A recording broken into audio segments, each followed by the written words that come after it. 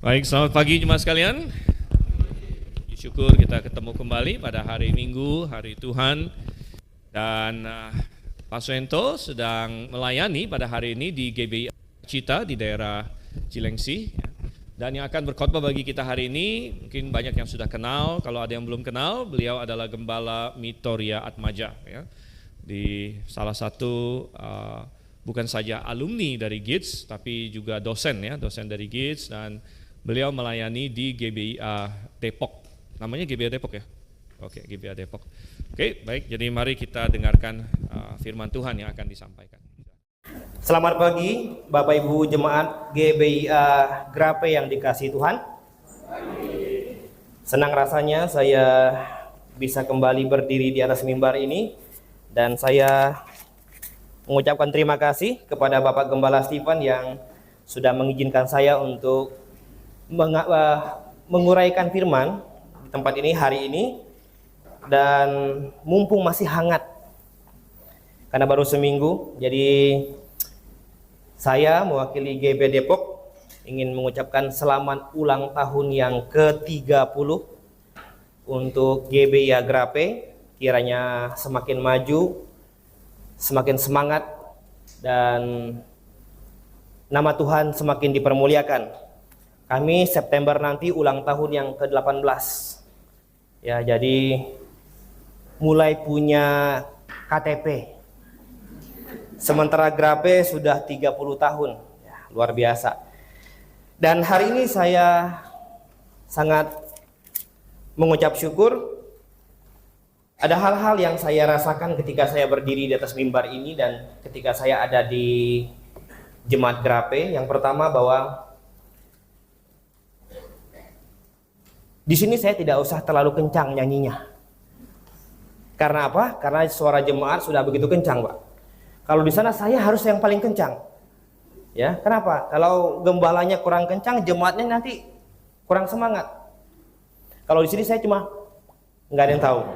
Ya, tetapi saya nyanyi tadi karena saya senang bernyanyi. Ya. Kemudian yang kedua yang saya dapatkan adalah lagu kesaksian paduan suara. Judulnya Damai di Tengah Badai. Sama sekali nggak ada terasa badainya. Adanya damai. Kenapa? Pembawaan lagunya luar biasa. Nah, ini yang saya sangat suka. Dan saya teringat lagi Bapak Ibu sekalian, 2004 saya datang ke sini, Grape masih ulang tahun, pas ulang tahun yang ke-8. Nah, bayangkan tua sekali saya di GBIA. Waktu itu gereja kita masih di sana, Pak. Pak Stephen, Pak Andrew masih lucu-lucu waktu itu. Ya, masih muda sekali ya. Kita semua masih muda. Sampai hari pun masih muda. Ya. Tetapi ada hal yang sangat luar biasa dari pertama kali saya datang di ulang tahun yang ke-8 sampai ulang tahun yang ke-30, sangat luar biasa ya. Dari semangatnya tentunya, dan dari sukacita, bahkan dari orang-orang yang hadir hari ini. Jujur yang saya kenal mungkin ya ini 10-20% saja, jujur saja. Bukan sombong Bapak Ibu sekalian, mohon maaf, memang saya nggak kenal. Ya, kalau saya hanya menyapa Pak, Bu, ya itu mohon maaf ya, karena memang saya tidak kenal. Jadi kalau ketemu nanti di bawah atau di mana ya, perkenalkan saya namanya siapa ya. Yang saya kenal di sini paling ya, oh ya, orang-orang lama.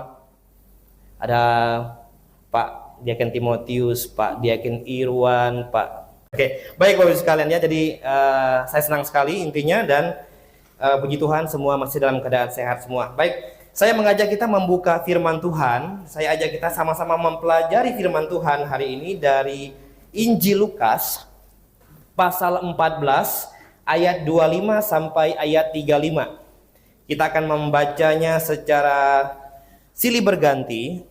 Saya ayat pertama, Bapak Ibu sekalian ayat yang kedua, dan kita bergantian sampai dengan ayat yang terakhir. Lukas pasal 14 ayat 25 sampai ayat 35. Saya akan mulai terlebih dahulu. Injil Lukas pasal 14 ayat 25 sampai 35. Ayat 25-nya, pada suatu kali banyak orang berduyun-duyun mengikuti Yesus dalam perjalanannya. Sambil berpaling ia berkata kepada mereka, "Kalau seseorang berkata kepadaku, dan ia tidak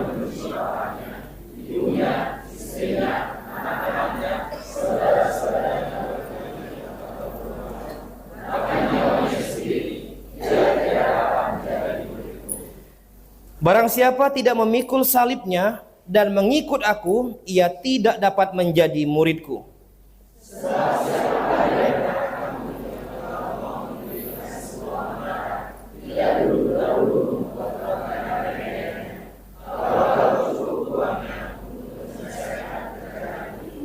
Supaya jikalau ia sudah meletakkan dasarnya dan tidak dapat menyelesaikannya, jangan-jangan semua orang yang melihatnya mengejek dia.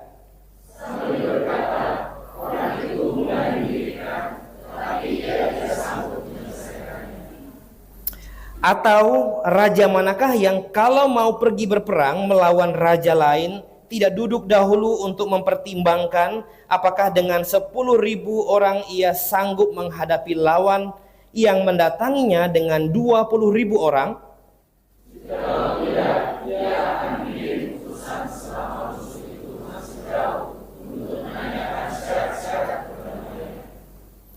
Demikian pula lah tiap-tiap orang di antara kamu yang tidak melepaskan dirinya dari segala miliknya tidak dapat menjadi muridku.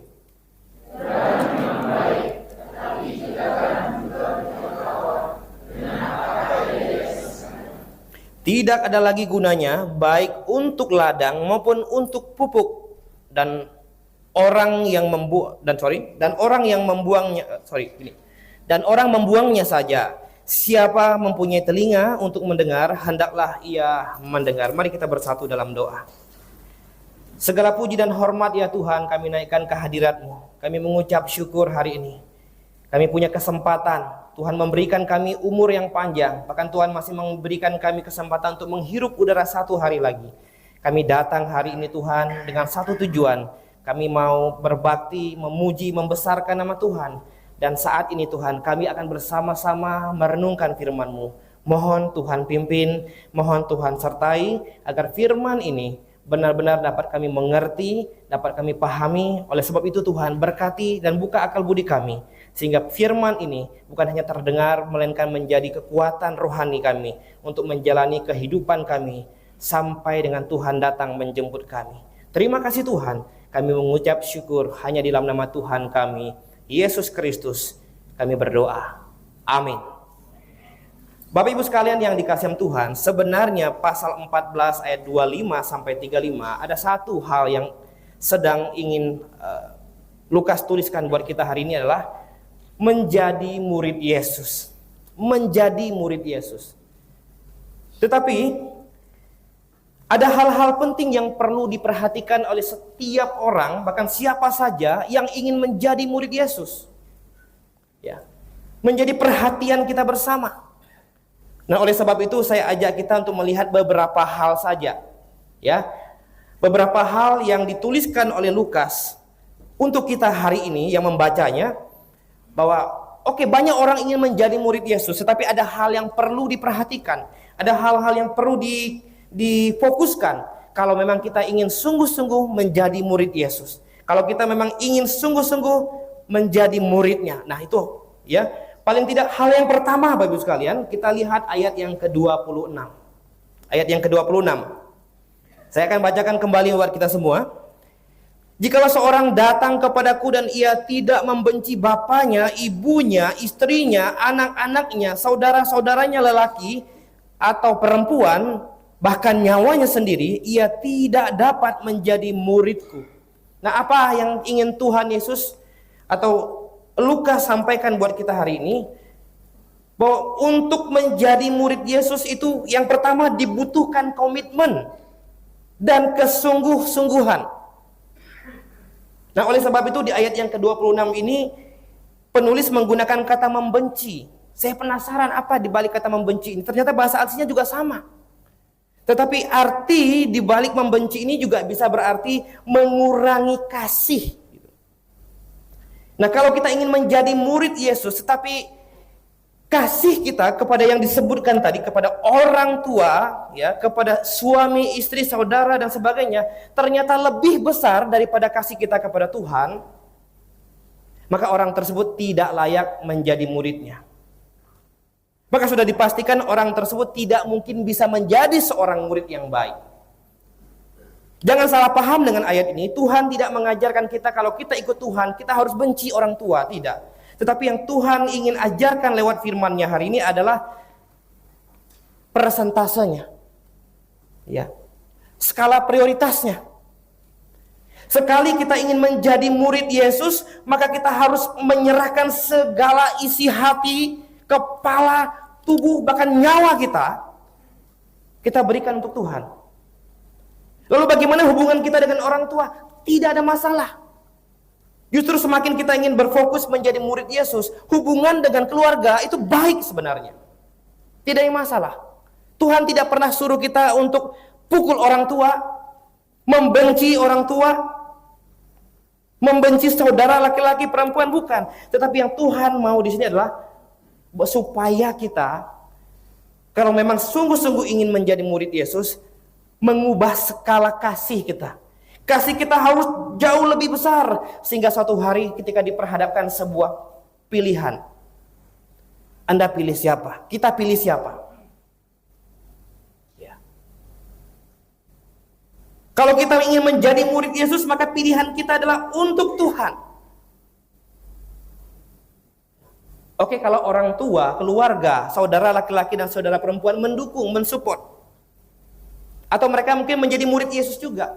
Tapi kalau bagaimana misalnya sebagian besar dari keluarga kita tidak menerima Yesus, dan kita ingin memutuskan untuk menjadi murid Yesus.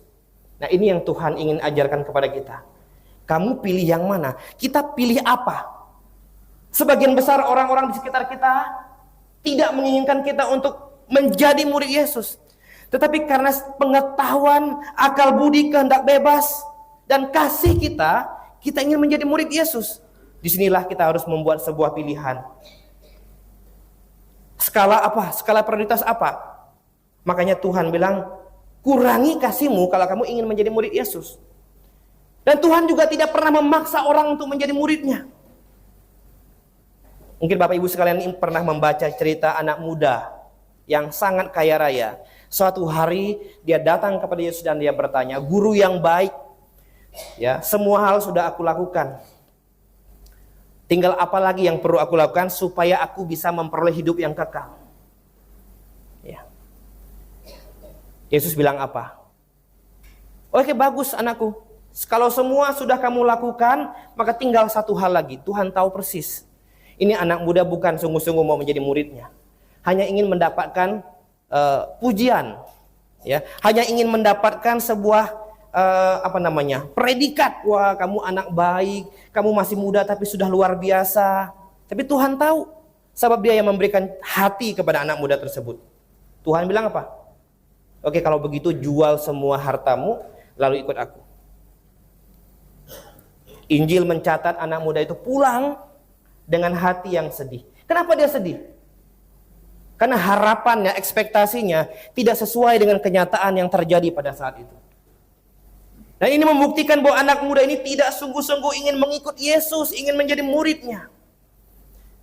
Bapak Ibu sekalian yang dikasihi Tuhan, setiap orang yang sudah menjadi keanggotaan jemaat GBIA Gerape hari ini, mau tidak mau Anda sudah menjadi murid Yesus.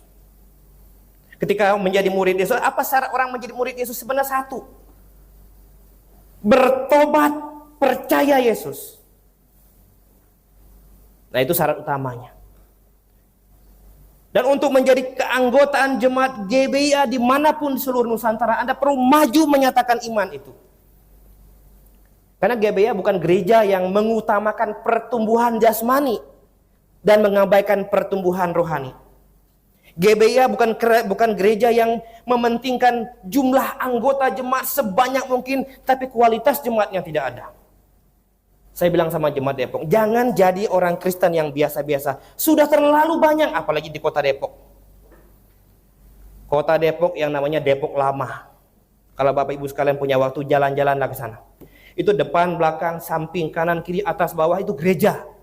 Anda pilih merek apa? Dari yang paling besar sampai yang paling kecil pun ada. Termasuk kita. Tinggal pilih merek apa, mau yang mana apa. Yang medium, soft, hard, silakan pilih. Ada banyak di sana. Ya. Saya bilang kalau kita jadi orang Kristen biasa-biasa saja, Kristen yang hanya sekedar rutinitas, Kristen yang hanya karena KTP, ya, formalitas, sudah terlalu banyak. Kalau gitu tidak perlu ada GB Depok, Anda pilih sendiri. Tapi kenapa Tuhan mau ada GB Depok? Karena Tuhan mau orang Kristen, jemaat Depok, saya bilang, jadi jemaat yang luar biasa. Nah, kenapa Tuhan mau ada GB Grape? Karena Tuhan mau ada orang-orang Kristen yang benar-benar dan sungguh-sungguh punya identitas yang jelas sebagai murid Yesus. Amin. Iya, 30 tahun itu bukan waktu yang singkat. Ada banyak yang sudah dikorbankan. Ada banyak air mata, Bapak sekalian. Ya, ada banyak uang sudah habis, ada banyak tenaga, pikiran, semua sudah dituangkan. Dan sekarang Grape berusia 30 tahun. Khususnya bagi kami yang masih kecil, kami punya panutan. Oleh sebab itu kami selalu berdoa setiap Rabu malam supaya jemaat Grape jangan bergeser. Supaya panutan kami jangan bergeser. Supaya jemaat Grape bisa menjadi contoh bagi jemaat-jemaat yang lain. Supaya jemaat Grape bisa menjadi murid Kristus yang sungguh-sungguh. Dan orang Kristen yang bukan yang biasa-biasa saja. Ya. Saya bilang ke jemaat saya, datang ke gereja itu bukan karena Pak Gembala. Ya. Walaupun kalau kita masih di kecil dan seperti ini, Bapak Ibu sekalian, kalau jemaat nggak datang, kita langsung WA nanti. Kenapa nggak datang? Saya bilang jangan takut saya WA. Kita datang ke gereja itu karena apa? Karena saya sudah bertobat dan percaya dan saya sudah diselamatkan. Nah, yang begini yang hebat cara berpikirnya.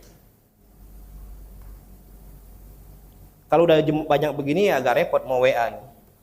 Ya, siapa tadi yang nggak datang ya? Lupa saya kan. Apalagi kalau tiap minggu duduknya beda-beda misalnya kan. Bingung. Yang taman duduknya kosong ini. Siapa? Mumpung masih kecil, mumpung masih bisa dirangkul semuanya. Datanglah karena Tuhan. Ya, datanglah karena Tuhan. Tuhan mau kita mengurangi kasih kita kepada orang tua, bukan membenci. Karena Tuhan butuh kita fokus kepada Dia. Untuk menjadi murid Kristus itu beda dengan kita menjadi murid di sekolah. Untuk menjadi murid Yesus tantangannya berat. Makanya Tuhan mau murid Yesus jangan cengeng. Bapak sekalian sama Tuhan. Ketika saya memutuskan untuk menjadi murid dan mahasiswa STT Grape saat itu, belum berubah namanya. Saya usia 18 tahun. Masih muda. Ya. Masih ada cengeng-cengengnya kadang-kadang.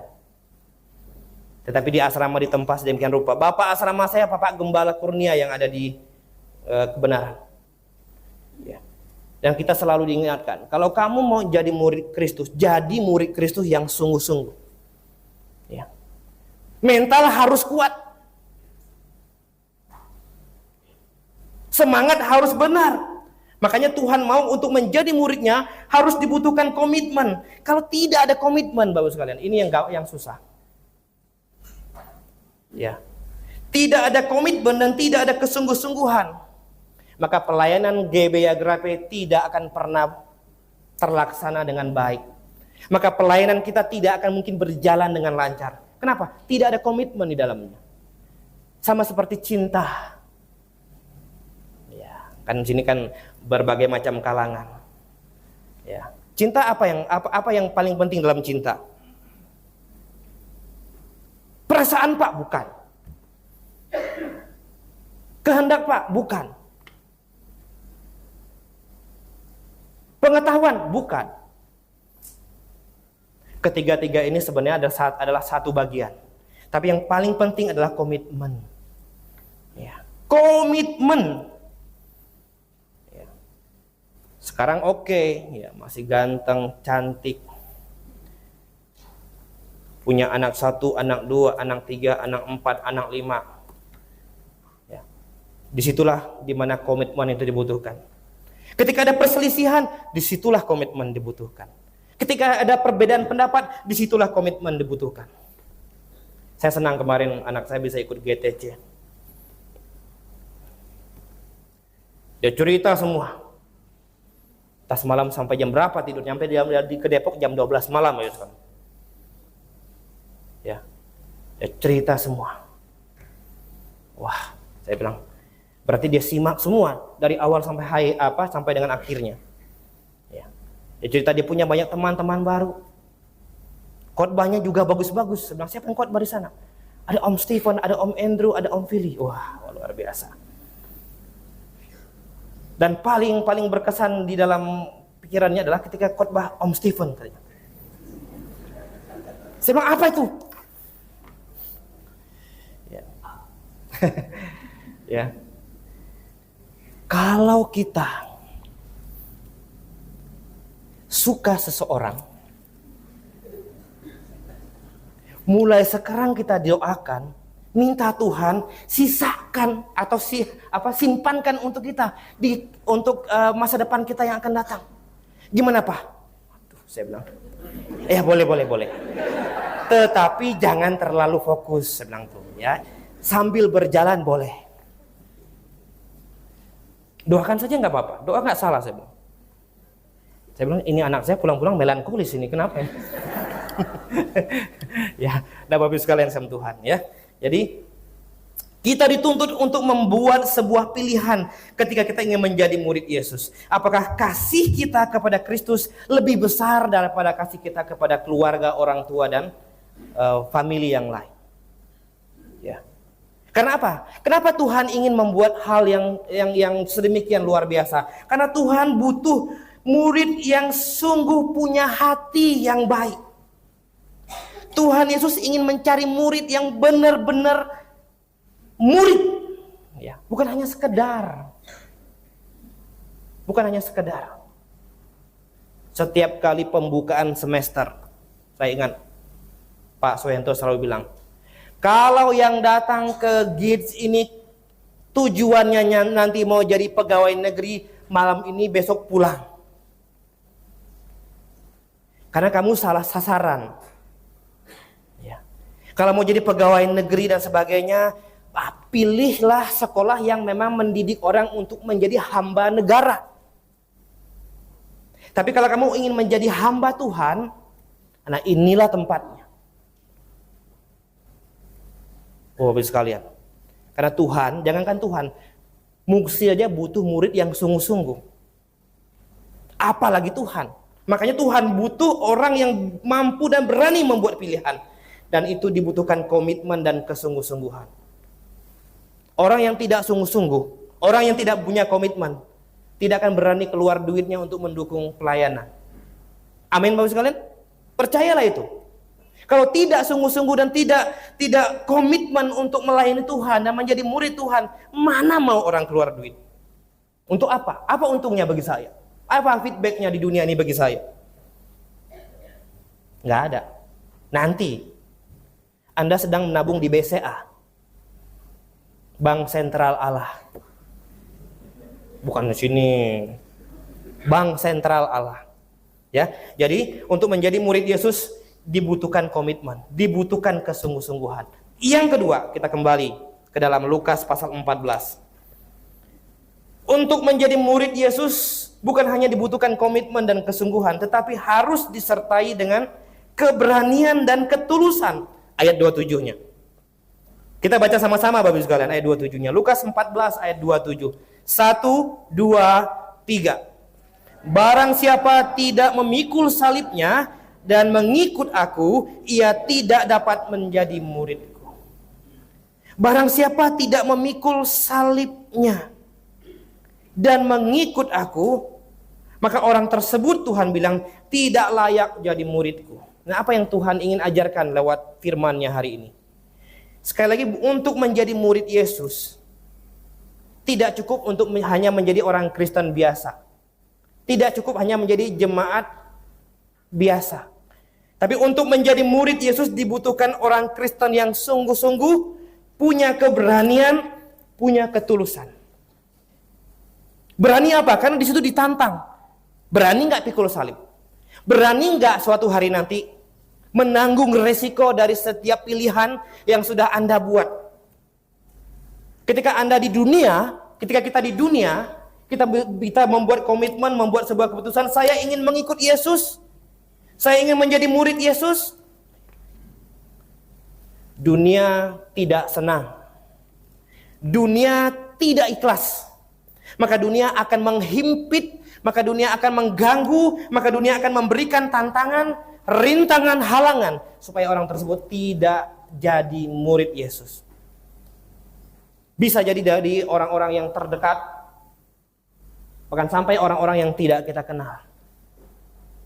Oleh sebab itu Tuhan bilang, kalau mau jadi muridku, pikul salib sendiri. Artinya apa?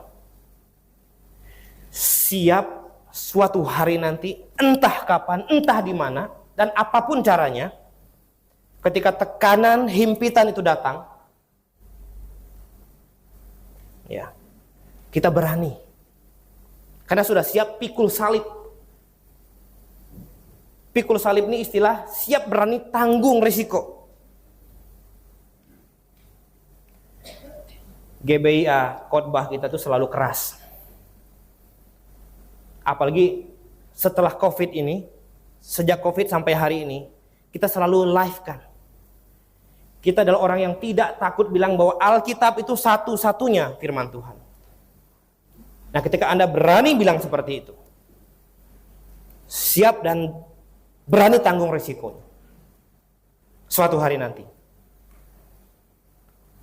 Bapak Ibu sekalian yang saya Tuhan. Lalu tulus. Kenapa? Karena mengikut Yesus itu dibutuhkan ketulusan juga. Kesungguh-sungguhan disertai dengan ketulusan, tulus hati. Ya.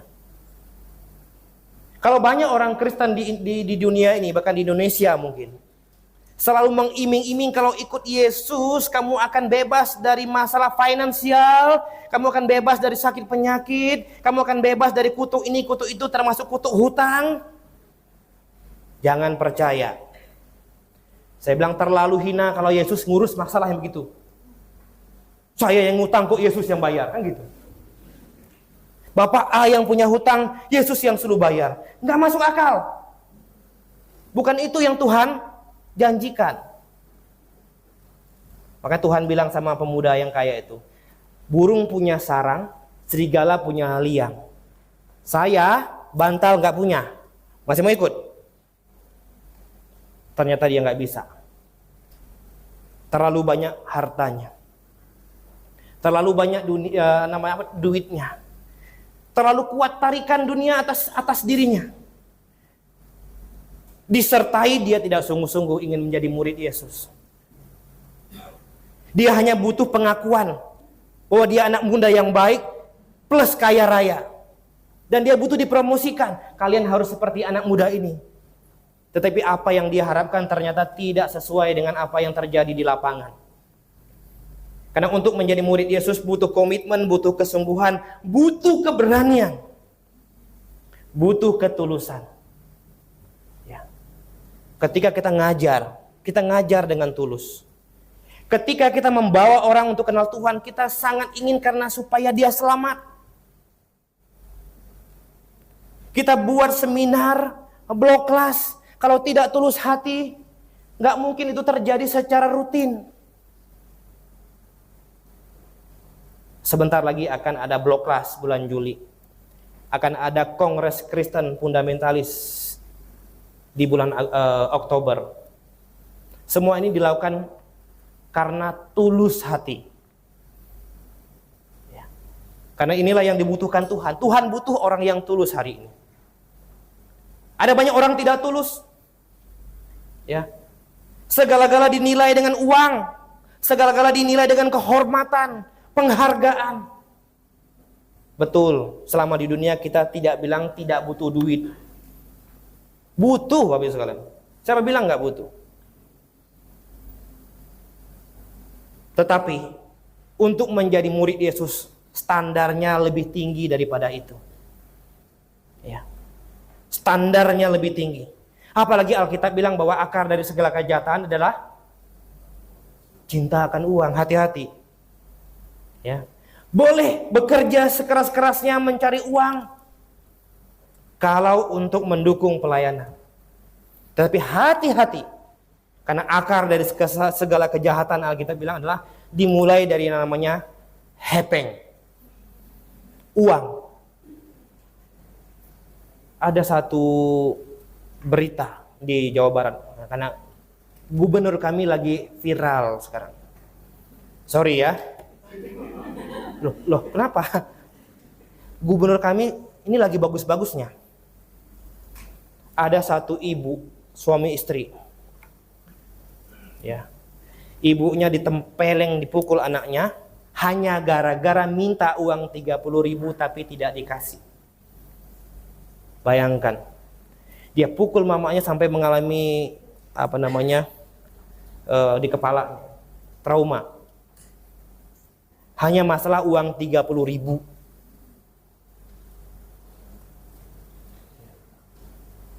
Dan dia gadaikan semua surat-surat rumah untuk bikin usaha, tapi nggak ada yang sukses. Akhirnya rumah sedang dilelang oleh bank.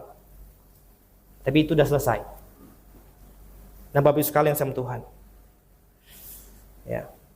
Sekali lagi, untuk menjadi murid Yesus tidak boleh sembarangan. Anda perlu sangat benar-benar fokus, ya. Ketika kita bekerja, jemaat bekerja sedemikian rupa untuk mencari uang, tapi fokus jangan salah. Saya bekerja karena Tuhan. Saya bekerja demi Tuhan. Sehingga fokus itu tidak akan salah. Saya bekerja dan uang saya akan kembalikan buat Tuhan. Karena Tuhan yang kasih, saya kasihkan untuk Tuhan. Wah, Tuhan senang dengan orang yang punya hati demikian. Bapak Ibu sekalian sama Tuhan. Keberanian, ketulusan. Ya. Saya tidak meragukan keberanian dan ketulusan jemaat Gerape. Ya. Saya kenal jemaat Gerape walaupun sekarang tidak semuanya. Tapi banyak GBIA di seluruh Indonesia berdiri karena jemaat ini. Oleh sebab itu setiap Rabu malam kami tidak pernah lupa doakan Anda semua. Kami mau Anda semua tetap menjadi ibu dari semua GBIA. Menjadi contoh. Tapi juga kami akan sedih misalnya. Kalau Gerape misal bergeser, kompromi, dan sebagainya. Tapi mudah-mudahan tidak. Ketika kita komitmen, kita jujur, sungguh-sungguh untuk Tuhan, ya, maka jalan akan lurus. Ingat nasihat Tuhan, nasihat Musa kepada Yosua. Hanya kuatkan dan teguhkan hatimu. Jangan menyimpang ke kanan ke kiri. Kalau udah mulai belok, ingat, lurus lagi. Supaya jangan sampai salah jalan. Oke, sedikit lagi ya Bapak Ibu sekalian. Gak apa-apa agak lama ya. Kan jarang-jarang ketemu saya juga.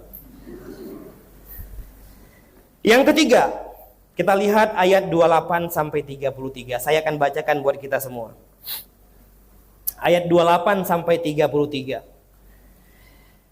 Sebab siapakah di antara kamu yang kalau mau mendirikan sebuah menara tidak duduk dahulu membuat anggaran biayanya, kalau cukup uangnya untuk menyelesaikan pekerjaan itu, supaya jikalau ia sudah meletakkan dasarnya dan tidak dapat menyelesaikannya, jangan-jangan semua orang yang melihatnya mengejek dia sambil berkata, orang itu mulai mendirikan tetapi ia tidak sanggup menyelesaikan. Atau raja manakah yang kalau mau pergi berperang melawan raja lain tidak duduk dahulu untuk mempertimbangkan apakah dengan 10.000 orang ia sanggup menghadapi lawan yang mendatanginya dengan 20.000 orang.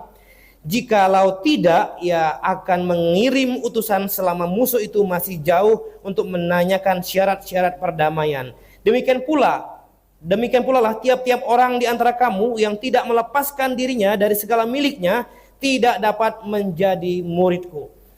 Nah, poin ketiga kita yang kita dapatkan dari perikop yang sudah kita baca ini adalah menjadi murid Yesus dibutuhkan komitmen dan kesungguh-sungguhan. Yang kedua, menjadi murid Yesus dibutuhkan keberanian dan ketulusan. Dan yang ketiga, menjadi murid Yesus tidak boleh asal-asalan dan dibutuhkan seorang yang cerdas. Tidak boleh asal-asalan. Makanya digambarkan dengan seorang yang ingin membangun rumah dan seorang raja yang ingin berperang.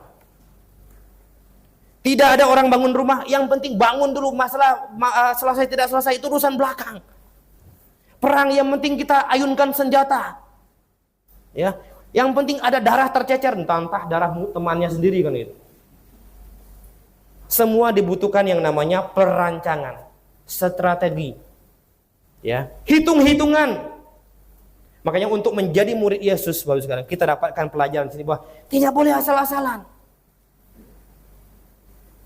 Yang penting saya sudah diselamatkan, ke gereja datang aja, setor muka, udah beres.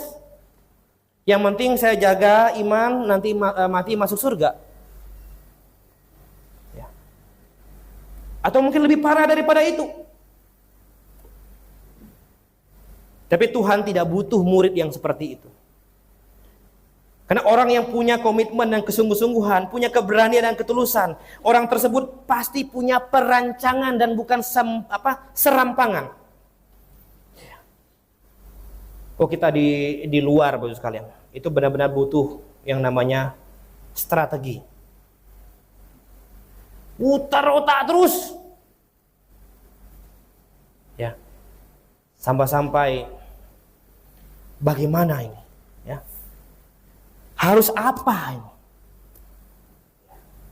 Apalagi strategi yang harus dihadapi di dalam lapangan yang seperti ini.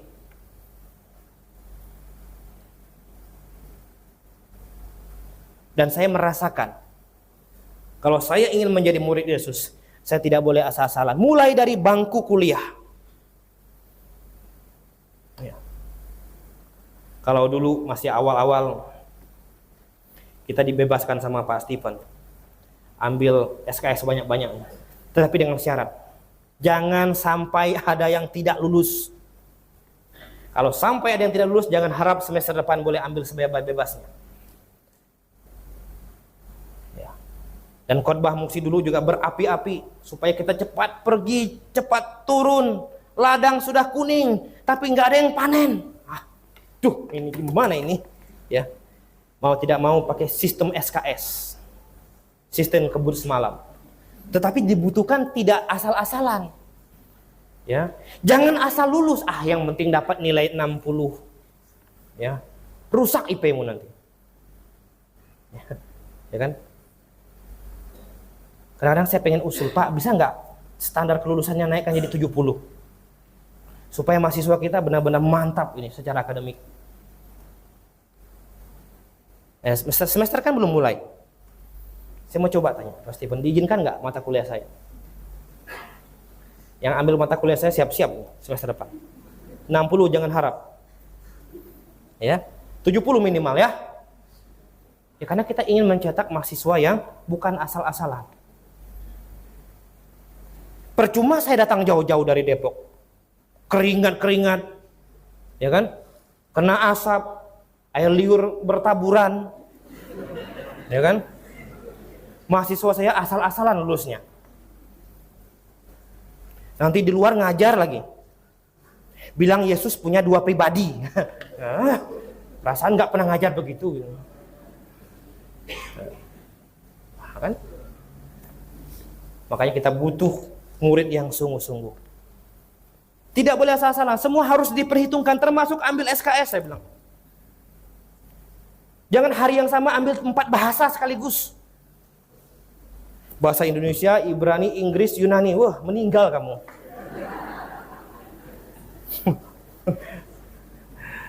Boleh cepat lulus, tapi harus pakai strategi. Ya. Tapi sekarang kayaknya jangan lulus sembarangan. Sekali turun harus benar-benar sungguh-sungguh. Ya.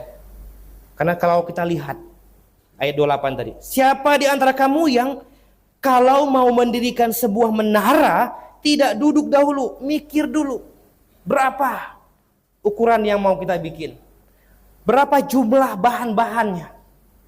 Setelah sekiranya kira-kira, kan masih bisa berubah sesuai dengan harga barang. Tapi kalau sekiranya sudah hampir 100%, jalan. Atau raja manakah yang kalau mau pergi berperang tidak panggil panglima penasehatnya? Kita pakai strategi apa? 4-4-2, 3-4-3, 3-4-2-1. Atau 81, 91. Ya. Strategi apa? Yang ngerti pasti senyum-senyum pasti ngerti. Ya. Jadi butuh yang namanya sebuah perancangan. Ya. Selain perancangan dibutuhkan seorang yang cerdas. Dulu zaman saya dulu. Ya. Selalu punya anggapan bahwa kalau tidak diterima di sekolah sekuler, pilihan terakhir jadi hamba Tuhan. Jadi pikiran kita jadi hamba Tuhan nih yang kurang-kurang semua gitu. Ternyata tidak seperti itu. Justru jadi hamba Tuhan harus orang yang cerdas. Kenapa? Jawabannya begini. Kalau dokter salah kasih resep, pasiennya gatal-gatal, alergi, ya kan? Nggak ngaruh apa-apa. Paling hanya ya dapat cap, wah dokternya lulusannya kurang bagus. Tapi kalau hamba Tuhan ngajarnya salah sampai menyesatkan, coba. Bahkan membuat sebuah doktrin yang lain di luar Alkitab, matilah. Yang dengar ngajarin keluarga, keluarga ngajarin keluarga, keluarga lagi ngajarin yang lain. Habislah semuanya. Gara-gara kita. Atau jemaat Grape mungkin. Ya, jemaat juga harus pintar. Saya bilang jemaat tidak harus pintar. Jemaat GBA itu orang yang kritis. Ya. Ada sedikit yang membingungkan, tanya Bapak Ibu sekalian. Jangan nanti pulang lalu apa tadi khotbahnya bingung. Ya jangan rugi. Karena di dalam GBA selalu diberikan kesempatan, kalau tidak mengerti, kalau belum paham, monggo ditanya. Di jemaat Depok sampai saya ancam. Kalau nggak tanya, saya yang tanya ya. Takut mereka. Nanti Pak angkat tangan satu-satu. Karena setiap minggu saya siapkan pertanyaan. Kalau nggak tanya, saya yang tanya. Jadi terpaksa mereka tanya. Karena kalau mereka bertanya, saya tambah pintar maksudnya. Tapi kalau mereka nggak bertanya, saya nggak tahu mereka ngerti apa, saya juga nanti nggak bisa menggali diri sendiri. Tapi kalau mereka tanya terus, berarti setiap bikin khotbah saya harus persiapkan ya 1, 2 langkah bahkan 10 langkah mengantisipasi pertanyaan mereka. Kan malu juga kalau gembala ditanya nggak ngerti. Oh ya, PR ya minggu depan. Belum pernah kan? Pak Gembala Sipen kasih PR begitu. Cuma kalau kita gembala tuh diplomatis Bapak Ibu sekalian. Sebelum kita begitu, kita selalu bilang begini. Ini rahasia. Kalau misalnya ada pertanyaan yang berbau perlu dipertimbangkan banyak, nanti saya jawab minggu depan. Ya kan? Untuk antisipasi. Ya. Bukan apa? Sebenarnya supaya apa? Supaya jawaban yang kita berikan bukan asal-asalan. Dan jemaat tidak hanya dapat pertanyaan yang sekilas saja, tapi benar-benar pertanyaan yang dapat membuat Anda paham dan mengerti. Tapi percayalah, ya, kita nggak mengurangi doktrin sama sekali. Ya. Oleh sebab itu kita selalu tantang pancing. Siapa yang mau bertanya silakan bertanya. Karena kita ingin menciptakan jemaat yang pintar, cerdas. Ya. Apalagi zaman sekarang Bapak Ibu sekalian. Ya, zaman era digitalisasi. Bahkan di handphone kita mungkin ada 5 sampai 6 atau 7 media sosial dengan berbagai macam nama yang berbeda-beda. Yang dimana ada banyak jenis penguraian firman Tuhan, khotbah, apapun namanya di situ. Anda boleh nonton silakan. Tetapi itu untuk menjadi sebuah perbandingan. Ya. Jangan langsung percaya. Anda perlu mengeceknya. Nah, untuk mengecek benar atau salah, maka jemaat harus sangat paham. Di GBA minimal ada 3 pilar utama. Keselamatan gereja Alkitab.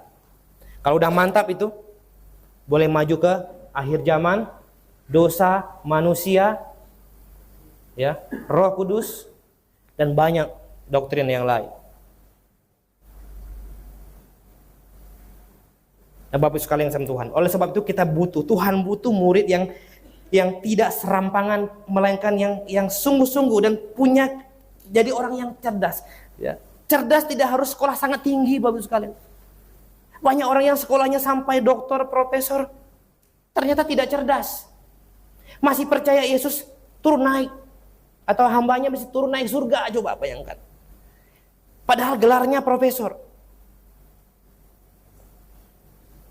Masih percaya dengan yang namanya minyak urapan. Kebetulan yang saya PA, sekarang ini banyak yang punya minyak urapan di rumahnya. Ya. Pak, benar nggak itu? Saya bilang baca Keluaran 30. Di situ dijelaskan dari bahan-bahannya, cara membuatnya, kegunaannya, dan efek dan ancaman bagi orang yang menyalahgunakannya. Ya. Sambil cek-cek Keluaran 30 tentang judulnya minyak urapan. Kalau di luar dari bahan-bahan pembuat itu tidak boleh. Bahkan mengoplosnya saja tidak boleh. Hukumannya mati. Apalagi yang bilang ini minyak urapan tapi dari bimoli. Ya kan? Sampai semua mobil, pintu, anjing dioles semua. Kalau saya Alkitab tuh mesti dimatikan orang itu dari tengah-tengah bangsa. Ya. Bapak Ibu sekalian sama Tuhan, Anda lihat betapa banyak orang Kristen tidak cerdas. Ini kenapa? Salah pilih gereja. Ketika salah pilih gereja dan cari yang besar dengan harapan ini pasti benar, pasti tidak akan ketemu kebenaran. Ya. Salah pilih gereja itu menghasilkan banyak orang Kristen yang kacau balau. Setiap kali saya PA pertama selalu saya tanya, Pak, Bu, sudah bertobat, sudah sungguh-sungguh percaya? Jawabannya, sudah Pak. Sekarang saya tanya, bertobat itu apa? Bu, karena kalau tidak bisa menjawab berarti bisa jadi ini orang belum sungguh-sungguh bertobat. Cuma hanya merasa sudah bertobat. Bertobat adalah jangan-jangan yang nggak bisa jawab belum bertobat. Pasti pun saya izin tanya ya Pak. Apa itu bertobat? Kok malu-malu? Bertobat adalah berbalik. Belum. Jawaban 100% orang di luar sana bertobat adalah berbalik dari yang gelap, yang jahat ke yang baik. Saya bilang itu baru 50%. Sebab pengertian bertobat adalah mengaku diri orang berdosa, menyesali segala dosa-dosa, dan percaya Yesus yang menebus segala dosa-dosa kita. Dosa yang sekarang, dan akan dosa yang akan datang. Yesus mati bagi segala dosaku, aku hidup baginya. Nah, ini pengertian bertobat. Setelah itu baru kita dituntut untuk berbalik. Kalau bertobat pengertiannya berbalik dari apa? Kamu aja belum buat penyesalan, belum buat pengakuan. Mau berbalik dari apa? Tapi ini yang terjadi di luar sana. Anda boleh survei, Anda boleh cek dengan teman-teman yang tiap minggu rajin ke gereja, yang dari minggu ke minggu itu ikut pelayanan. Tanya apa itu bertobat. Dari sini kita akan tahu bahwa Lukas 18:8, ketika anak manusia datang kedua kali nanti, akan ia dapati iman di bumi. Itu benar adanya. Ya, itu benar adanya. Bapak Ibu sekalian, ya. Yang terakhir, yang keempat, ya, yang terakhir. Kita lihat ayat yang ke-34-35. Garam memang baik, tetapi jika garam juga menjadi tawar, dengan apakah ia diasinkan? Tidak ada lagi gunanya, baik untuk ladang maupun untuk pupuk, dan orang membuangnya saja. Siapa mempunyai telinga untuk mendengar, hendaklah ia mendengar. Nah, yang terakhir yang kita dapatkan dari pelajaran firman Tuhan bahwa sebagai murid Yesus, jika tidak disertai dengan kesungguh-sungguhan menjalankan tugasnya sebagai murid dan fungsinya, maka sebenarnya kita ibarat garam yang tidak berfungsi. Kalau kita orang yang sudah diselamatkan, Kalau kita jemaat Gerape, tetapi kita tidak menjalankan tugas kita sebagai jemaat yang baik, orang Kristen yang baik, dan fungsi kita sebagai orang Kristen, orang percaya jemaat Tuhan, maka kita sama dengan garam tadi. Yang seharusnya rasanya asin, tetapi tawar. Apa gunanya lagi? Nggak ada gunanya. Tinggal dibuang.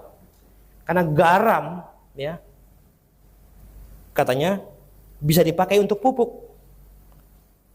Dan hari ini garam dipakai untuk menjadi penyedap makanan.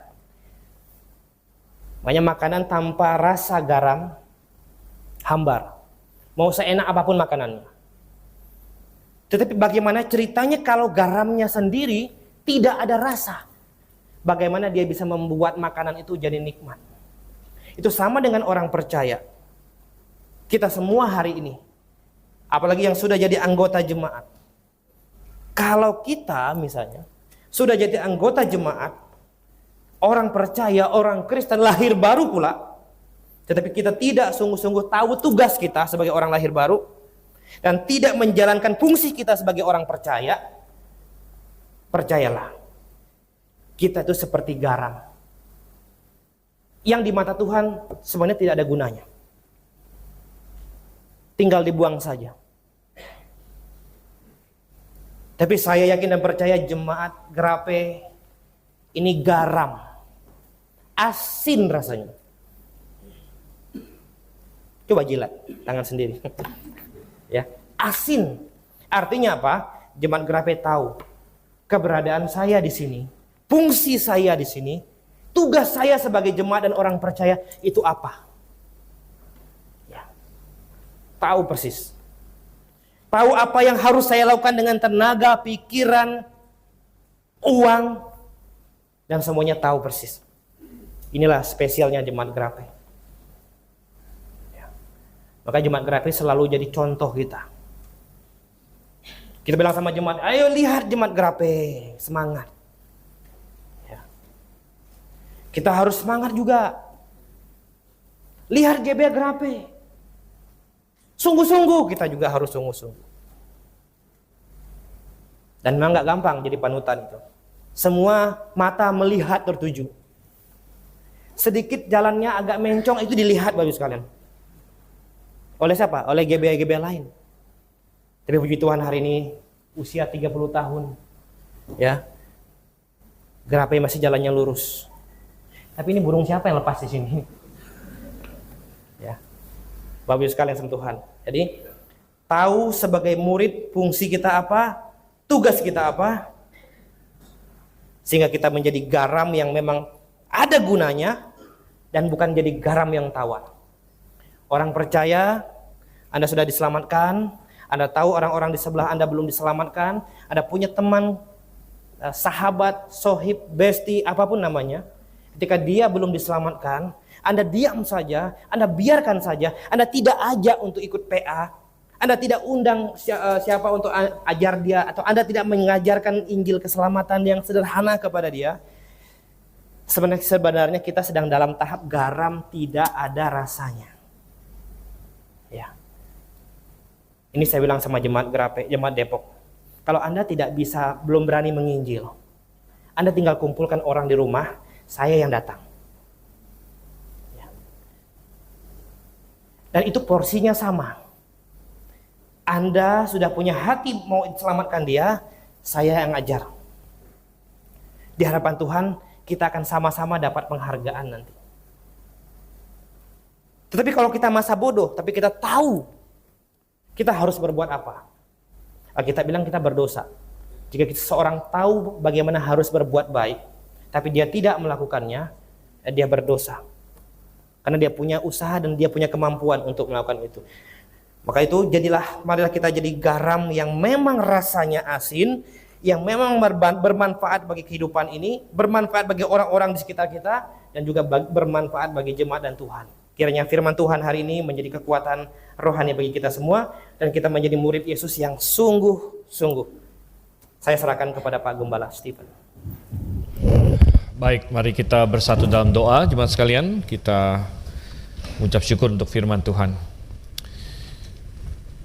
Bapa di surga, kami diingatkan akan betapa Engkau telah datang ke dalam dunia ini, sehingga kami yang tadinya tidak mengenal siapa Tuhan yang sebenarnya, tapi Engkau yang terlebih dahulu menyatakan diri.